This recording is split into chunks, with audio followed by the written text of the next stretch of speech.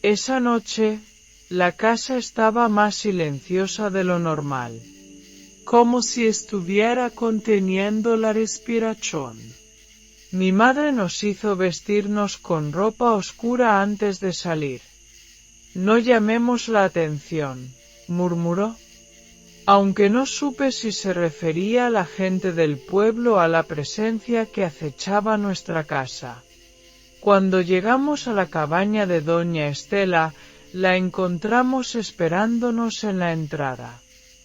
Llevaba un rebozo negro sobre la cabeza y en sus manos sostenía una pequeña bolsa de tela, atada con un hilo rojo. Sin decir una palabra, nos hizo pasar. El altar brillaba con la luz de múltiples velas, pero esta vez, la atmósfera era diferente. El aire se sentía más pesado, cargado de un olor a incienso y algo más, algo amargo, metálico. No tienen mucho tiempo, dijo doña Estela con voz baja. Lo que está en esa casa ya los ha visto.